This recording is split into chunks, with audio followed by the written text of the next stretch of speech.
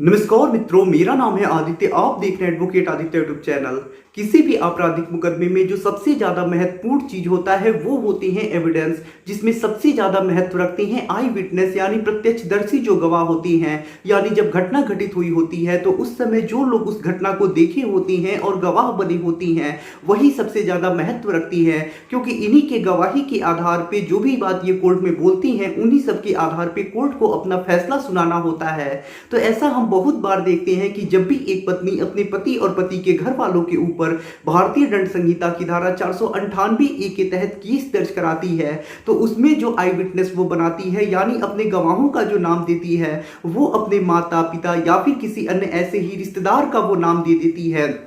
जो पत्नी से हितबद्ध होते हैं, यानी उनसे इंटरेस्टेड गवाह जो होती हैं वही गवाहों का नाम पत्नी लिखवा देती है। अब किसी का भी अगर माता पिता या फिर कोई भी रिश्तेदार जो गवाह बनेगा किसी घटना का तो उसी के पक्ष में वो बात बोलेगा जिसका वो रिश्तेदार होगा, तो इसी को बोला जाता है हितबद्ध गवाह यानी इंटरेस्टेड विटनेस। तो इन्हीं सब लोगों को पत्नी गवाह बना देती है। अब बहुत सारे ऐसे हमारे व्यूअर हैं या फिर जो 498 ए से परेशान लोग हैं वो लोग मुझसे सवाल करते हैं कि सर ये हमें बता ये कि मेरी पत्नी ने अपने इंटरेस्टेड गवाहों को अपने केस में गवाह के रूप में दर्ज कराया है,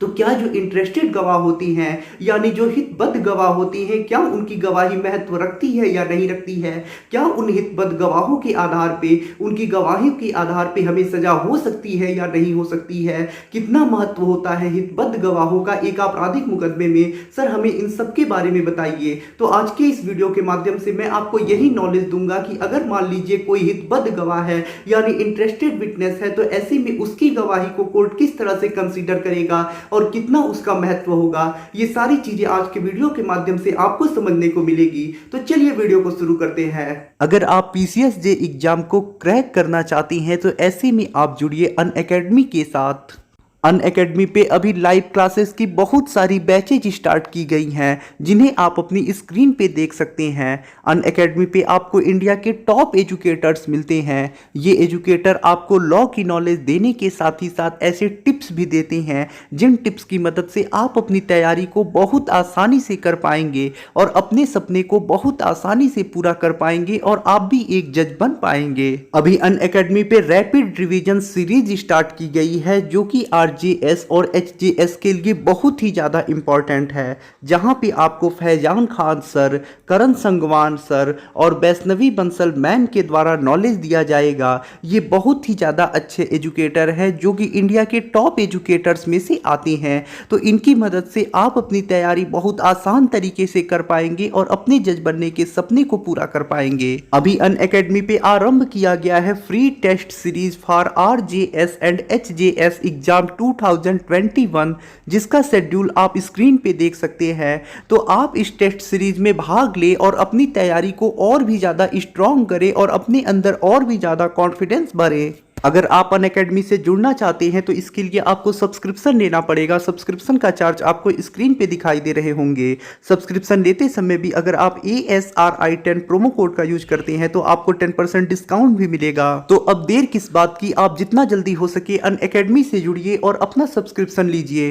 तो देखिए, हम मुख्यतः गवाहों को दो तरह से बांट सकते हैं, लेकिन हमारे कानून में कहीं भी इस तरह का कोई प्रोविजन नहीं किया गया है। सिर्फ व्यवहारिक रूप से हम समझ सकते हैं। समझने के लिए हम मान सकते हैं कि एक स्वतंत्र गवाह और दूसरा जो हितबद्ध गवाह होती हैं। तो हमारे कानून में ऐसा कहीं प्रोविजन नहीं किया गया है, लेकिन व्यवहारिक रूप में मैं ये चीजें आपको बता रहा हूं और सिर्फ समझाने के लिए बता रहा हूं। लेकिन कोर्ट भी कहता है कि एक हितबद्ध गवाह होते हैं और एक स्वतंत्र गवाह होती हैं, लेकिन कहीं भी इसका प्रोविजन नहीं किया गया है। अब मैं सबसे पहले तो आपको स्वतंत्र गवाह के बारे में बता देता हूं कि ये कौन से लोग होते हैं। अब मान लीजिए कहीं भी कोई आपराधिक घटना घटित हो रही है, जैसे कहीं भी मारपीट हो रहा है या फिर कोई भी अपराध हो रहा है और ऐसे में कोई व्यक्ति रास्ता पकड़ के जा रहा है जिसका अभियोजन पक्ष से किसी प्रकार का कोई मतलब नहीं है, कोई रिश्ता नहीं है, ना ही अभियुक्त पक्ष से किसी प्रकार का कोई मतलब है, ना ही कोई रिश्ता है, दोनों में से वो किसी व्यक्ति को नहीं जानता है और ऐसे में उसके सामने ही वो अपराध घटित हो रहा है, वो सारी चीजों को देखा है और वो गवाह बन रहा है,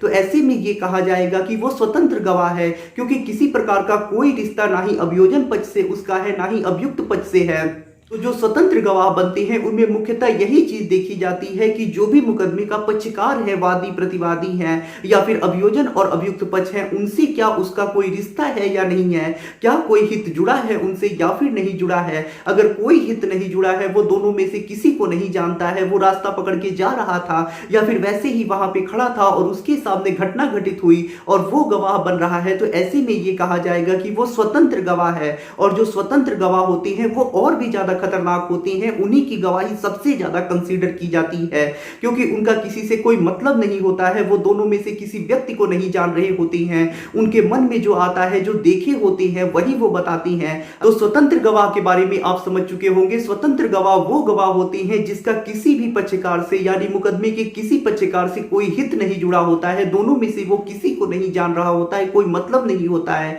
वैसे ही वो एक अननोन पर्सन होता है और उसे गवाह बना दिया जाता है। तो यही होता है स्वतंत्र गवाह। अब दूसरा जो आता है वो हितबद्ध गवाह। जैसा कि आप हितबद्ध गवाह से समझ रहे हैं, हितबद्ध का मतलब है जिसका हित जुड़ा हो। जैसे मान लीजिए कोई अगर पत्नी का रिश्तेदार है और ऐसे में वो गवाह बन रहा है, तो ऐसे में तो वो पत्नी वाली ही बात बोलेगा, जो पत्नी उसे सिखाई होगी वही वो बोलेगा। ऐसा नहीं है कि वो पत्नी के खिलाफ भी बोल देगा। और गवाहों से ये अपेक्षा की जाती है कि जो वो देखा हो वही चीजें बोले, यानी गवाह की जो गवाही होती है वो इसीलिए होती है कि जो भी चीजें उसने वास्तव में देखी हो, जब घटना घटित हो रही हो,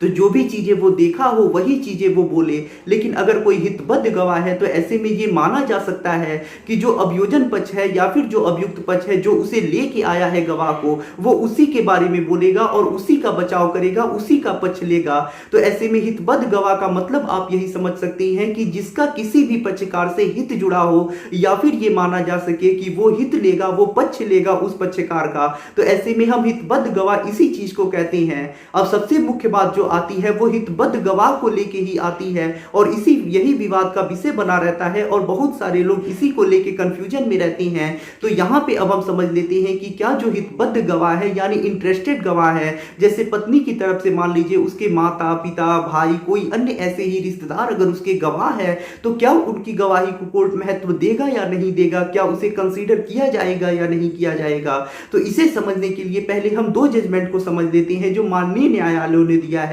क्योंकि अगर इसे हम समझ लेंगे तो हम खुद जान जाएंगे कि हितबद्ध गवाह का क्या महत्व होता है। तो देखिए, सबसे पहले जिस केस के बारे में और जजमेंट के बारे में मैं आपको बता रहा हूं वो रामचंद्र एवं अन्य बनाम हरियाणा राज्य के केस में आया है, जिसमें माननीय न्यायालय ने ये कहा है कि कानून के नजर में कोई ऐसी स्थिति नहीं है जिसमें जो सगे संबंधी हैं उनकी गवाही को झूठा कहा जा सके। यानी न्यायालय ने ये बात स्पष्ट कर दी है कि अगर किसी मुकदमे में अगर कोई हितबद्ध गवाह है यानी सगे संबंधी है, रिश्तेदार ही हैं, तो ऐसे में ये नहीं कहा जा सकता कि वो जो भी गवाही दे रहे हैं वो झूठी दे रही है। ऐसे में अगर वो गवाही दे रहे हैं, हितबद्ध गवाह है, तो ऐसे में जो अभियोजन पक्ष है वो गवाही करा रहा है, तो अभियुक्त पक्ष को भी मौका दिया जाता है कि वो क्रॉस एग्जामिनेशन करे, उसके बाद अपने सबूतों को पेश करे। क्रॉस एग्जामिनेशन में जो भी चीजें झूठ बोली जा रही हैं उन्हें वो झूठा सिद्ध करने का प्रयास करे और जो भी बातें वो क्रॉस एग्जामिनेशन के जरिए निकलवा सकता है, सच उगलवा सकता है।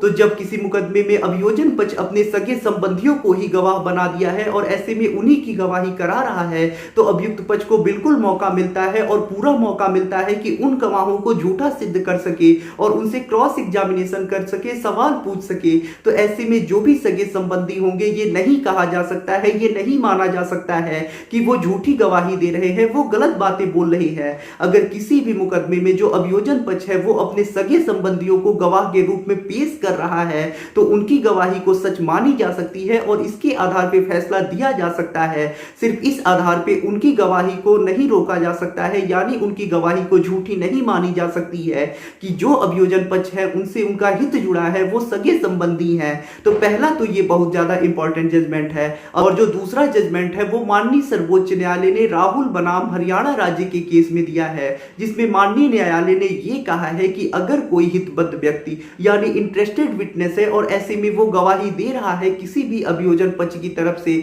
वो गवाही गवाही दे रहा है तो उसकी गवाही पे विचार किया जा सकता है, बशर्ते इसकी पुष्टि की जाए। जहां पे न्यायालय ने यह स्पष्ट कर दिया है कि अगर मान लीजिए कोई भी हितबद्ध व्यक्ति है, इंटरेस्टेड विटनेस है, और ऐसे में वो गवाही दे रहा है तो उसकी गवाही पे विचार किया जा सकता है, कोर्ट इसको कंसीडर करेगी। लेकिन एक चीज और न्यायालय ने बोला है कि इसकी पुष्टि की जाए। जैसे मान लीजिए मारपीट होती है, तो ऐसे में अगर कोई इंटरेस्टेड विटनेस है और वो गवाही दे रहा है तो जो अन्य चीजें भी हैं, अन्य सबूत भी हैं, वो भी पुष्टि करते हो कि हाँ ऐसा मारपीट हुआ है।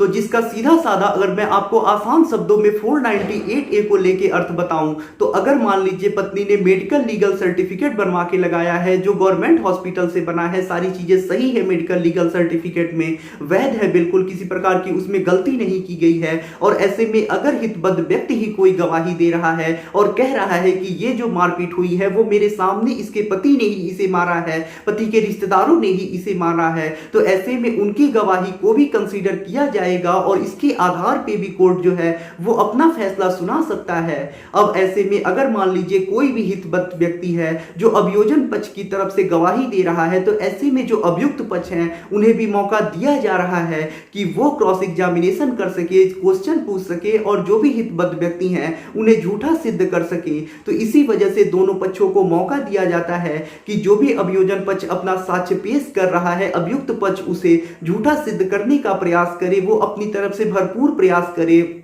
और क्रॉस एग्जामिनेशन करके उन चीजों को झूठा सिद्ध करने का प्रयास करे। तो ये चीज आप स्पष्ट रूप से समझ जाइए। तो अगर कोई व्यक्ति आपको अगर समझ जाइए मिसगाइड कर रहा है और कह रहा है कि पत्नी की तरफ से जो भी गवाह बने हैं, जो गवाही देने वाले हैं, वो तो उसके इंटरेस्टेड गवाह हैं, उसके माता पिता या फिर कोई रिश्तेदार ही हैं, तो ऐसे में तो वो हितबद्ध गवाह है और पत्नी की तरफ से है तो पत्नी वाले ही बोलेंगे। तो ऐसे में आपको मिसगाइड नहीं होना है और सिर्फ अपने हाथ पे हाथ रख के नहीं बैठना है, आपको भरपूर प्रयास करना है कि आप अपना बचाव कर सके और एक ऐसा वकील करना है जो कि क्रॉस एग्जामिनेशन अच्छे से कर सके और उन हितबद्ध गवाहों को भी क्रॉस एग्जामिनेशन में तोड़ सके और उनकी गवाही को गलत साबित कर सके। अगर आप ऐसा नहीं कर पाती हैं और ये सोचते हैं कि ये तो हितबद्ध गवाह है और ऐसे में इनकी गवाही तो कोर्ट कंसीडर करेगा ही नहीं, इसके आधार पे मुझे सजा देगा ही नहीं, तो आप कंफ्यूज हैं, आप गलत है, ऐसे में भी आपको सजा हो जाएगी। तो आपको मिसगाइड नहीं होना है और अपने आप को भरपूर प्रयास करना है कि बचाव हो सके।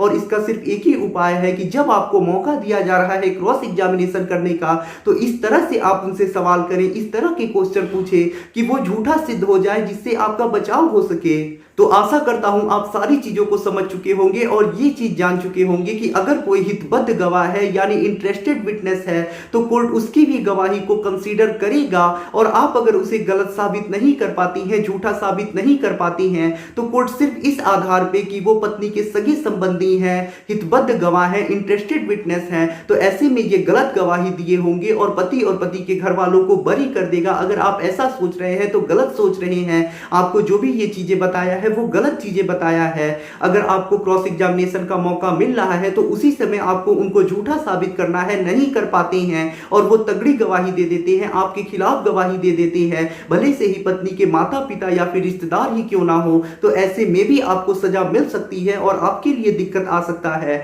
तो आशा करता हूं सारी चीजों को आप समझ चुके होंगे। अब इसको लेके आपके मन में कोई कंफ्यूजन नहीं होगा, आपको कोई मिसगाइड नहीं कर पाएगा। अगर आपको ये जानकारी पसंद आई हो तो वीडियो को लाइक करें, अपने दोस्तों के साथ शेयर करें, और यदि आप चैनल पे नए हैं तो चैनल को सब्सक्राइब करके बेल आइकन को दबाएं। मिलते हैं नए वीडियो के साथ अगले दिन, तब तक के लिए जय हिंद, जय भारत।